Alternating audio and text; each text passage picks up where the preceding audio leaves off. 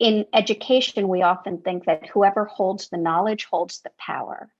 And that has been played out, but that is not true because everyone holds knowledge. It's just students hold just as much knowledge as teachers. It might be a different kind of knowledge, but that doesn't make it less valuable. And that doesn't mean they're not experts at many, many things. I think we really have to rethink this question of hierarchy in the classroom.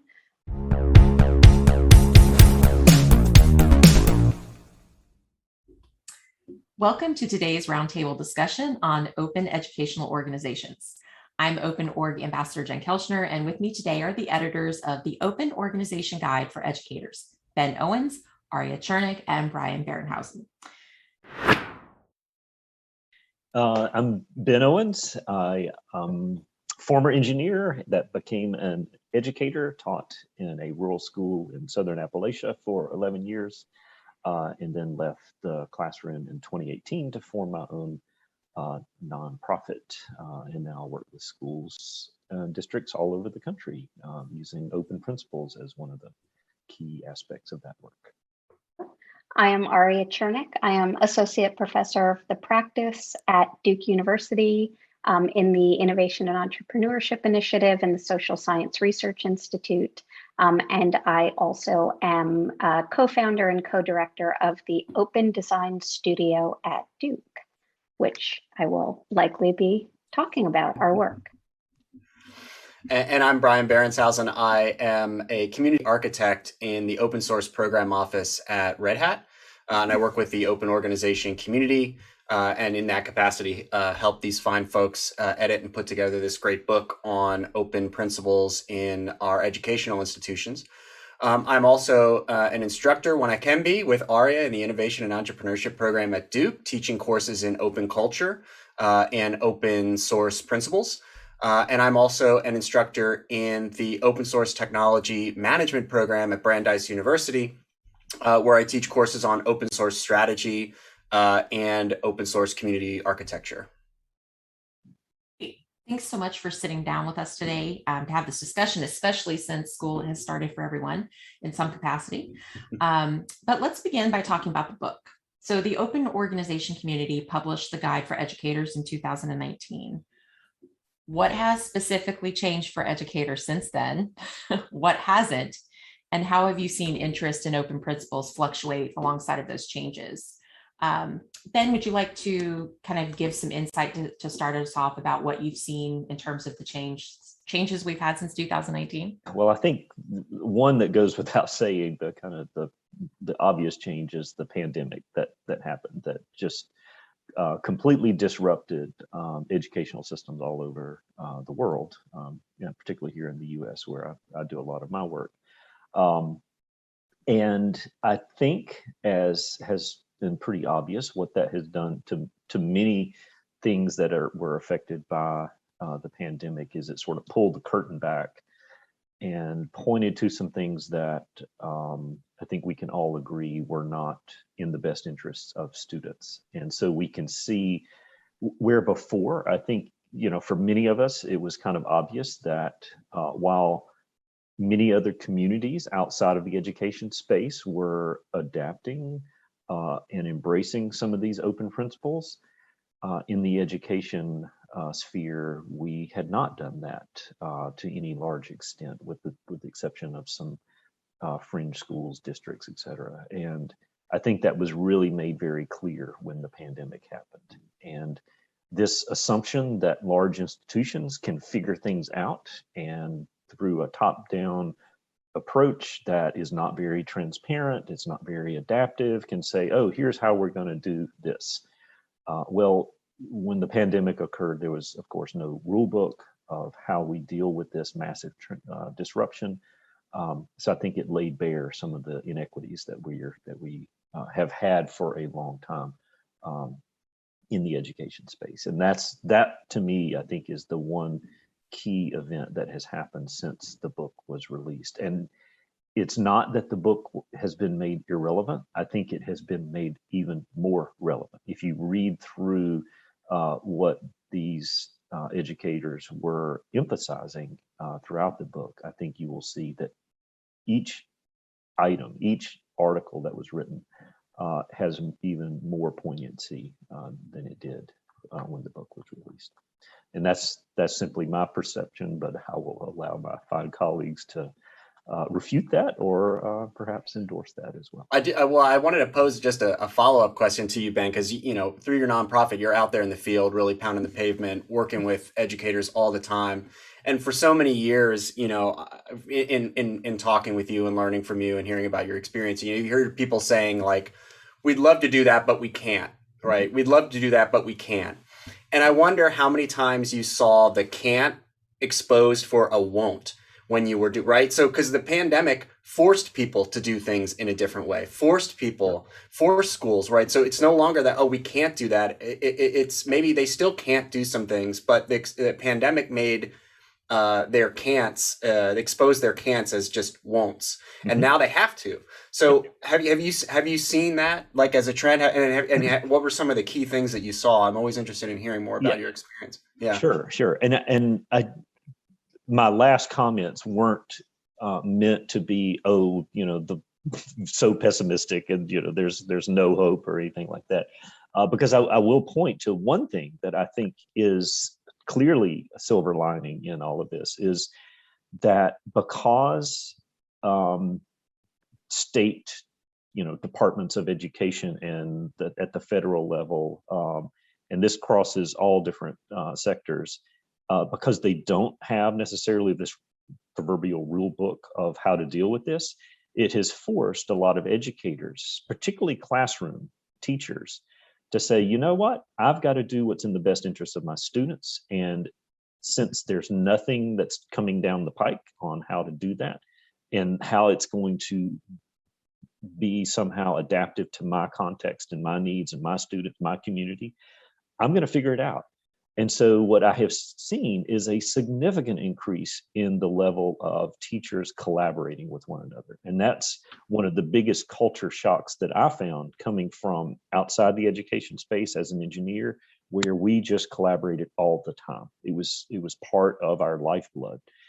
And that didn't happen, frankly. In many cases, it's part of the ethos. I think teachers just assume, well, I'm going to do my own thing. I'm going to close my door and I'm just going to teach the way I need to teach.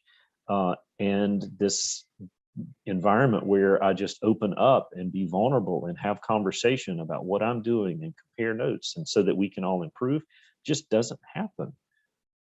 The pandemic, I think, enabled that to happen because it's now a necessity, because we now see that I can't just go it alone.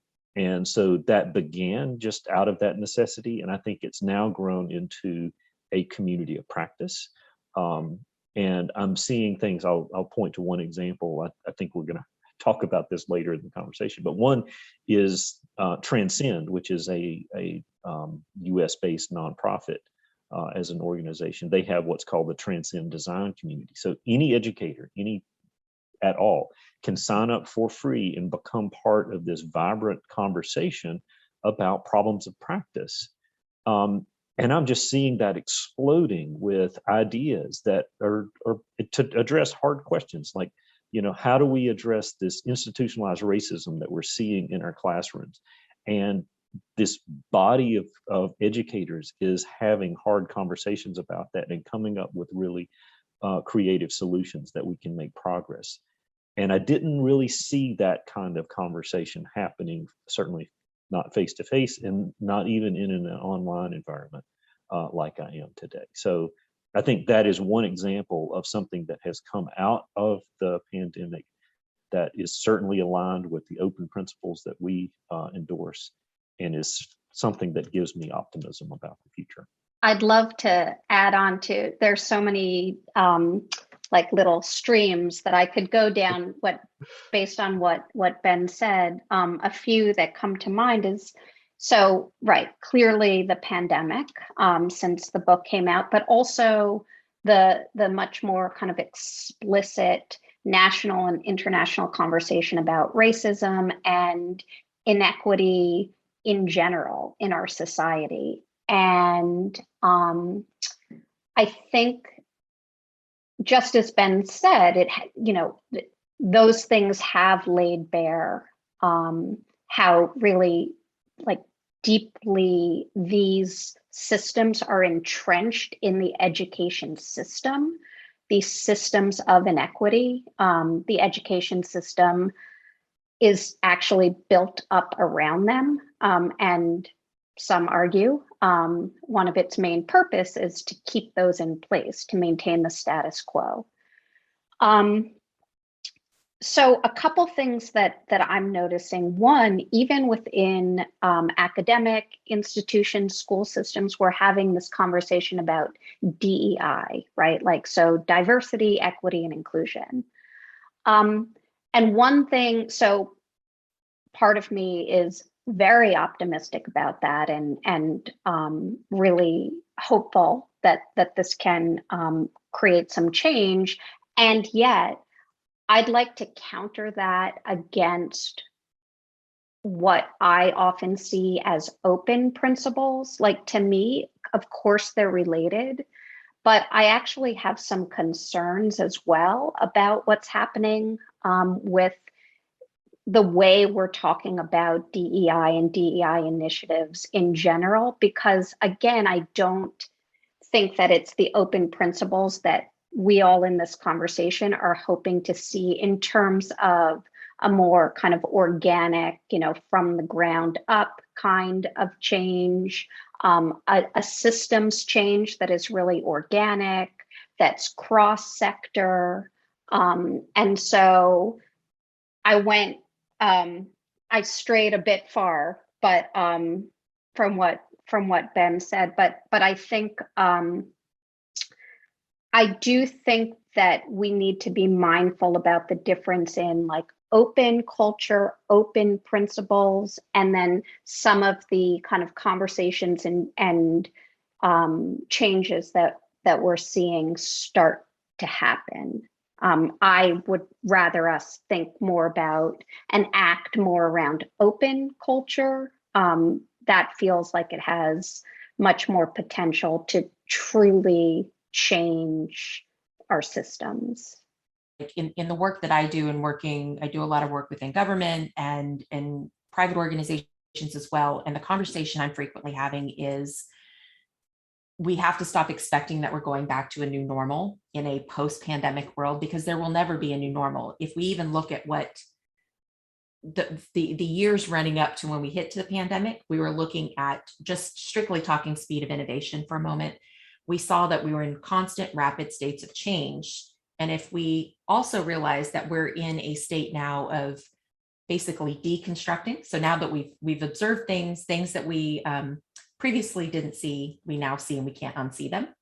And from that point, then we go, well, how are we going to start deconstructing and reconstructing into what we will consider a normal society, or whatever we're moving towards in that way, what's going to emerge? So with that train of thought, how are we looking at that in terms of education? What are educators seeing? Are we looking at the systems change where we're not going to be able to default back to a new normal? We have seen things that we cannot unsee. Therefore, what are the next steps that we can start working towards in this deconstruction phase that we're in to build something better and build it off of things like open principles that lead to a better society and better education and better systems and so on.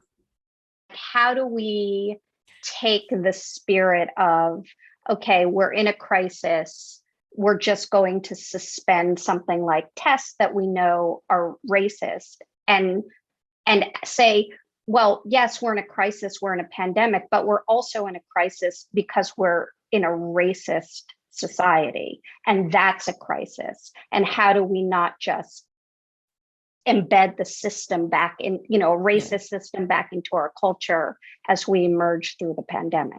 I think some people can unsee it, and that's the problem, right? So like, what do we do with that?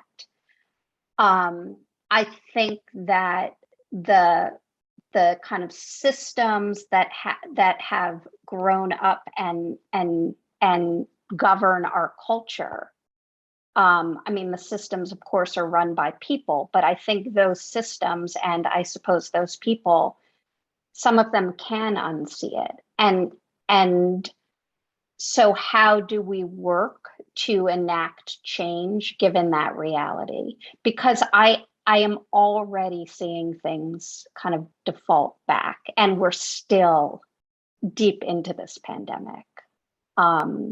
I have an example there that might Yeah. be less philosophical, a little bit more benign, but perhaps maybe a little Great. more pragmatic. But so those of us on the call here know that my spouse is a teacher, right? Teaches secondary education, right? So during the pandemic, pretty basic, consistent thing. All parent-teacher conferences were made remote, right? She had to connect with parents via the computer instead of whereas before the pandemic, practice was you made an appointment with the teacher, you came into the school, and you sat down with the teacher for a half-hour appointment, and you did that, and then you left. And of course, when were the appointments, right? They're always during the workday. They're when the teachers are working. They're when people are working. They're when parents are working. But the expectation was that parents had to be there in person. That's no longer possible during a pandemic. And during the pandemic, when they made all meetings remote, attendance at those meetings and participation in those parent meetings went up, right? Because they were more accessible. Parents who were working could take the time off and beam in through a video conference rather than have to take the time to leave work and come to the school. Managing schedules between two working partners, whatever, it was much easier, right? The accessibility was increased because of the need for remote meetings. And so, my spouse's question going into this year for administration is, how are we going to retain that practice? Because we saw an increase in participation from parents, right?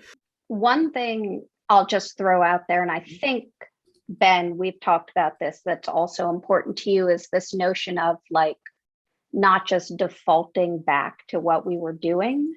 And like we're already seeing it. I mean, it's already happening, right? So like, who knows what will look like as we emerge like through the pandemic, but that, like for instance, testing, like end of year testing was suspended in a lot of places, test optional for colleges. A lot of colleges adopted test optional policies for things like the SAT and the ACT. I mean, those tests are classist and racist.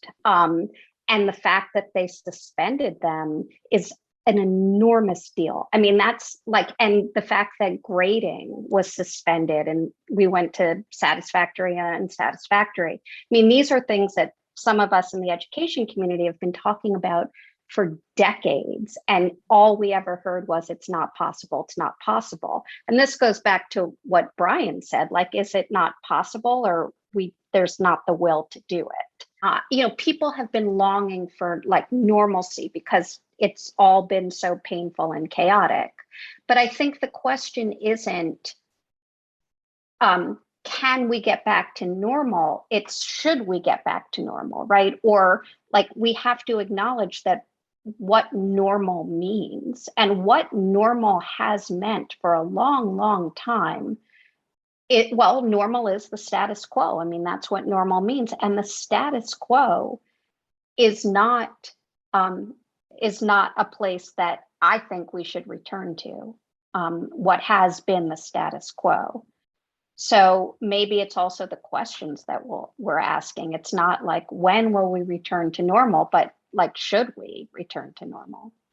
What I'm certainly seeing is, students and teachers and I would say all educators, they want to get back to the social part of education. I mean, that is something that we definitely long for, because, as good as this type of platform is that we can have this conversation, it's not the same, especially for young people, those social connections that they're able to make. The problem, I think, is there's the assumption that doing school that enabled that social growth to happen comes with so much baggage that Aria has certainly highlighted, that has significant institutionalized inequities just rooted into it, because it's been developed under this assumption that was consistent with the first and second industrial revolution, that, all right, we've got to do this one size fits all kind of approach. And either you get it because of your privilege or because of, whatever other aspects you have, or you don't. And if you don't, sorry, you missed the train. That's out of the station. We're moving on. Go somewhere else. And that's not the type of education system that we needed, certainly then and certainly now as well. And I think that's the issue of this assumption that let's just go back, wanting to have that compliance and control type of mentality that had a certain level of comfort to it for some folks. I just think that's misguided. And what we knew before the pandemic was that one size fits all top down status quo was not for the current environment where we're living in a dynamic economy that's just changing. And to try to cling to this outdated modality of education is just not serving our kids or other than this one small segment. So that's what I see as the significant problem that we've got to face. And unfortunately, I'm seeing kind of this pushback of, well, yeah, we were doing this more collaboration, but we've got to tighten this control. We've got to go back to these standards, back to basics, and it just really frustrates me. Now, again, there are exceptions to that, and that's what causes me joy to see that there are schools to say, what we were doing before was not working for our students, so we're going to invest in open, community-facing, project-based learning, for example, where we're going to ask students, what are you passionate about? And then work with them to co-design processes where they learn not only the academic skills, but they learn how to collaborate, how to think critically, how to communicate with one another. And those are the skills that are going to enable them to be successful going forward in today's innovation economy. And those are the schools that, not surprisingly, are embracing open principles. They're saying we've got to be more adaptive. We've got to collaborate more. We've got to build this sense of community, not only within the school, but break down these historical walls that we have had. We've got to understand that every student is different, and therefore the pedagogy has got to be different for each one. And that's hard work, but it's something that I have always advocated. Teaching is hard work. Education is hard work. And we can't just go back to this assumed status quo that says, well, we can make it easier, but it comes at the expense of our students, particularly our students who've historically been furthest from opportunity. And excluding that population is absolutely unacceptable.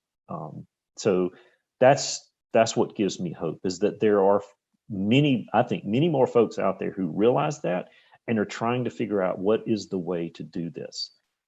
And I would say, start by embracing some of these open principles. If you do nothing else, start with those.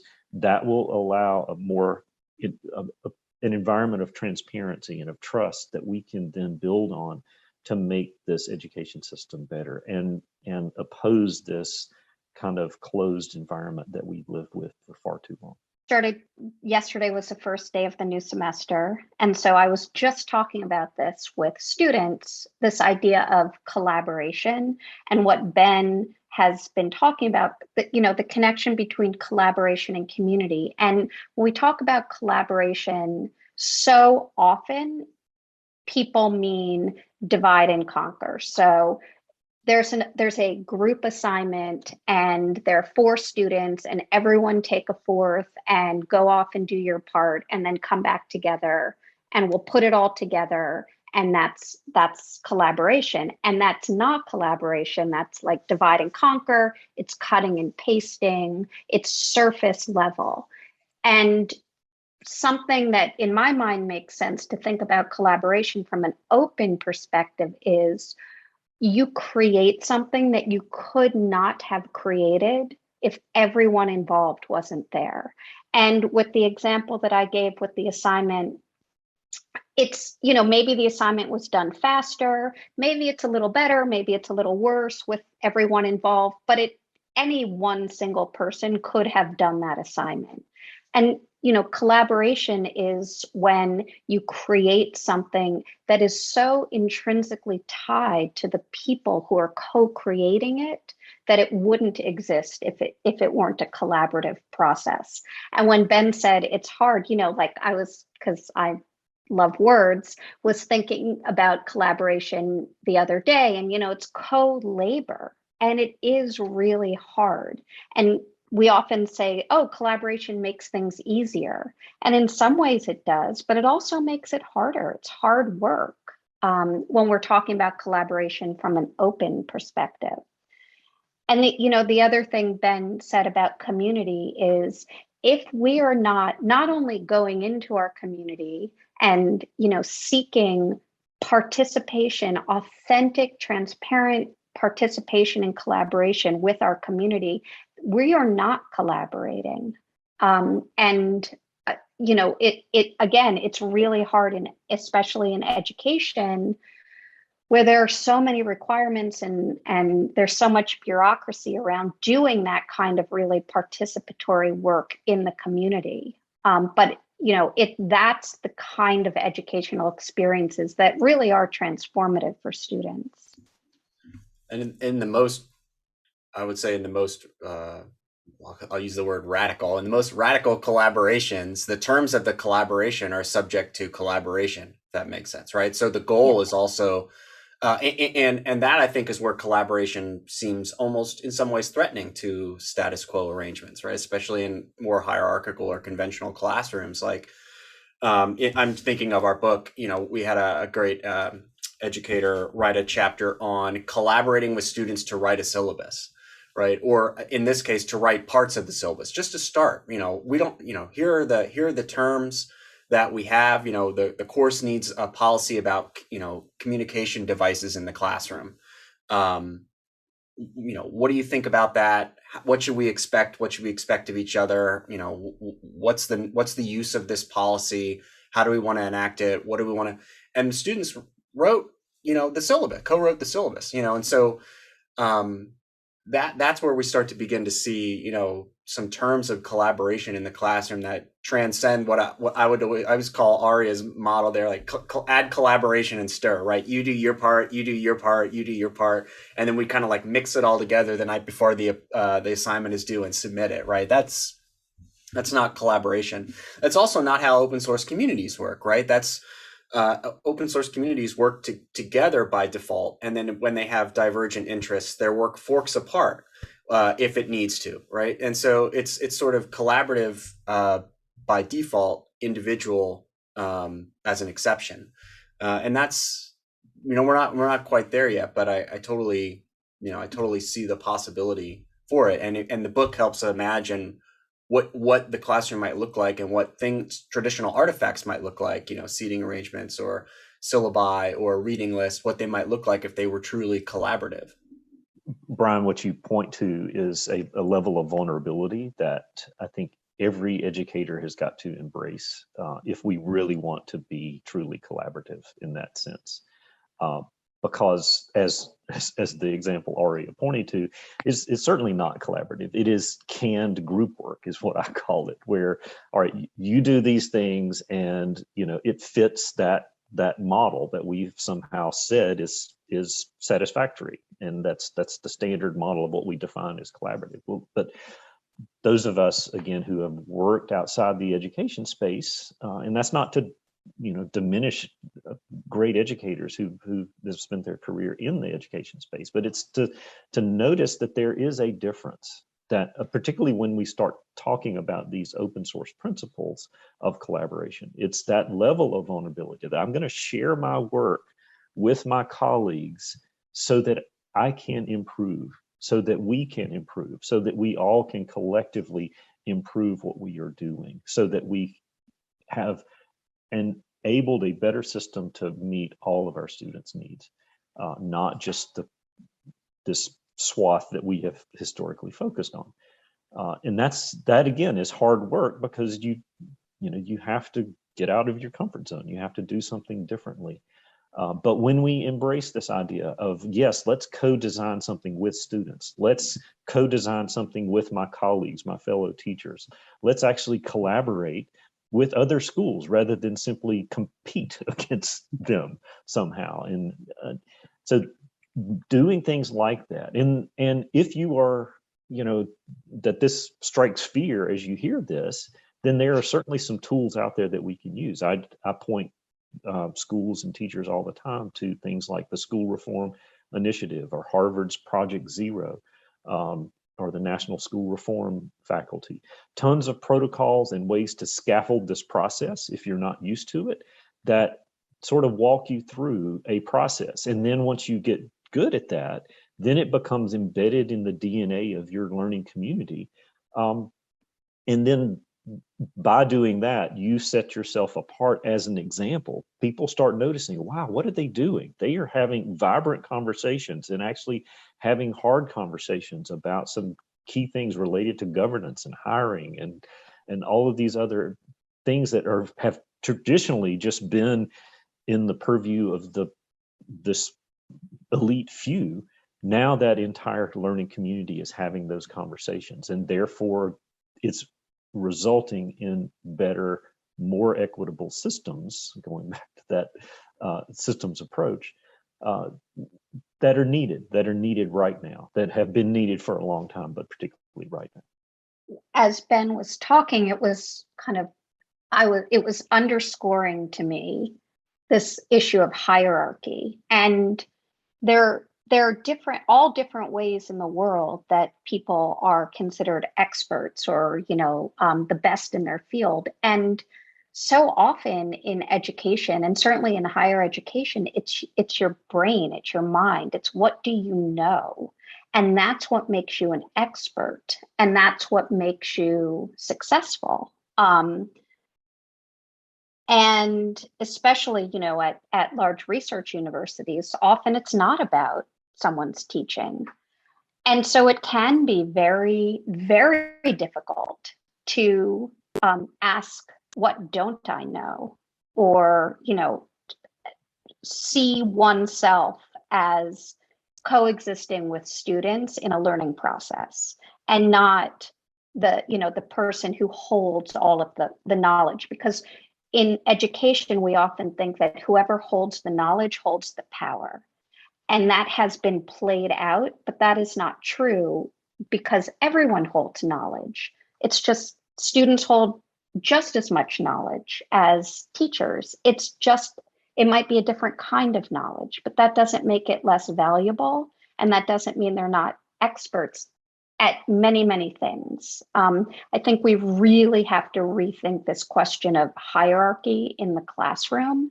And of course, this is where open principles are so helpful to think about how can we authentically restructure hierarchy in the classroom. As we start to come to the close of our roundtable, I want to, pitch this back to each of you to kind of wrap up with your final thoughts. But is there, if we go back to our book, because I think we could be here endlessly talking about the system that needs to be reworked and all of what's actually the point of education, these kinds of things. But for each of you to kind of think in your conclusion statement, how can educators and those that are interested in this topic utilize the Educator's Guide to help them get started right now? Yeah, so I'll start. Well, pitch for the book. It's a free download, so if you haven't downloaded it already, do so. Or if you want, if you're that tactile type of person like Bryan, then it's relatively cheap, and just buy a copy and read it that way. So, but one thing would be definitely read the book, because there is so much in there that it's, when it was written, it was paradigm shifting. But as I have just gone back and reviewed it in light of all of the things that have happened from the pandemic and this national conversation that we're having about institutionalized racism, et cetera. So it's just such a poignant reminder of the work that we have to do. And it provides lots of avenues that you can say, all right, tomorrow I'm going to do this one thing. that allows me to embrace a sense of transparency in the sphere of influence that I have, that I can be more inclusive, that I can be more adaptable to the students' needs, that I can indeed collaborate in this true sense that what we've talked about. And then I can embrace the community aspect, not only the community within the learning community of the school, but then this idea of breaking down the walls. And that's another, I think, a silver lining of we learned in the pandemic is I'm working with schools that are now willing to say, hey, I'm going to reach out to scientists at the CDC to have this project that we're doing so that students can actually interact. And you know what?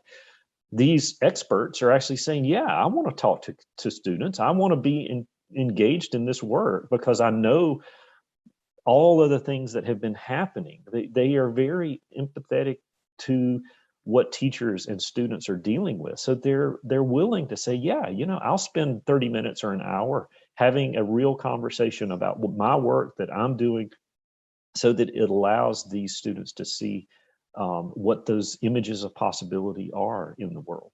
So those are easy things that you can do today to make this shift happen. And it's not going to happen overnight. It's going to take hard work, and you're going to be facing some headwinds because a lot of folks get scared when we want to talk about that we're changing the status quo because they've been quite comfortable. And that's from parents to administrators to teachers to even students sometimes. But that's okay. Just know that what we are doing is what is absolutely needed in this space so that we can create this more equitable environment for all of our students. I'll give a quick plug for the book just in a little bit more detail.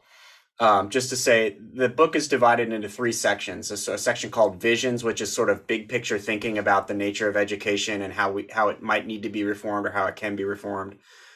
Case studies, which are stories from the field of educators trying some things, succeeding, failing, often somewhere right in the middle, that teachers and other educators, and again, we use the word educators in the book to talk about administrators and CIOs at universities and teachers in the classroom, and there are students in the book as well, right, that wrote essays, right? And so the idea being, what experiences have we had that we learned something from that we can share that you might be able to replicate? And then there are activities. There are some concrete, things that teachers can do to make their classrooms more open, that administrators can do to make their teams more open.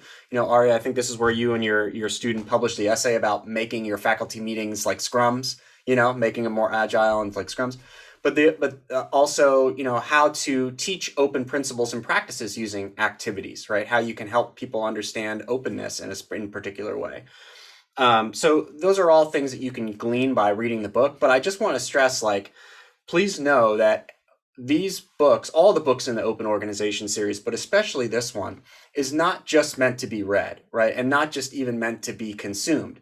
This is a conversation. The book is open source. It's on GitHub. You can download the source. You can download and translate it. You can share it. You can pass it along. You can mark it up. But you can also write your own contribution. So if you see something that you think is a lack, or you've had an experience you don't think is represented in the table of contents or is represented in the book, use the links inside to find us on GitHub, to connect with our community, to pitch your own chapter. Because like everything else, it's an evolving artifact, and we welcome, your stories, your students' stories, your activities, your resources that we can share with other educators who are interested in bringing open principles to their educational organizations. I will ask this then, is there, lastly, as we close out, and thank you again for your time today on this, is there any other resources we could be directing educators to today, aside from our book and the resources that the community makes available? But please feel free to go ahead and direct anyone to other resources we can provide for them. Well, I'm going to say give Ben a call. No, Yeah. Haven't checked out Open Way Learning. You definitely need to check it out. Ben and his colleagues do a great job of helping walk educators of all stripes through the ways that you can implement open principles in your educational organization. And again, I use that term specifically to avoid saying classroom, because Ben's organization talks not just to teachers, but to administrators and students as well. So check it out if you haven't already. a little plug for the Open Design Studio at Duke. A couple things we do many things, but two of the things that are particularly relevant. One is we're increasingly working with educators in North Carolina to do professional development around open design pedagogy. So specifically bringing open principles into the education context. And then the other thing, I have a number of projects where we're working directly with educators to co-create some of these, some of the solutions to some of the really deep problems that we've been talking about. So if you're an educator, you want to get involved, you want to chat, you want to collaborate, please reach out. We're really, we can't do the work that we want to do at the Open Design Studio without community partners. So, and community partners can mean many different things now with Zoom all over the country.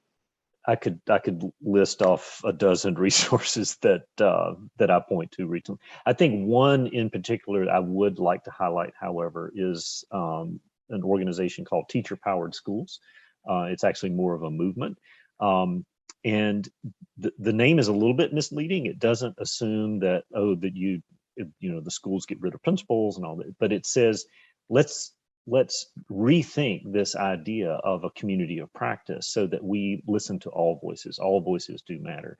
And it goes back to this idea of collaboration before. It's not to say that every idea gets implemented, but at least every idea gets heard. And in schools that are teacher powered, and I think there's now over 150 schools around the country that are that do meet this certain criteria.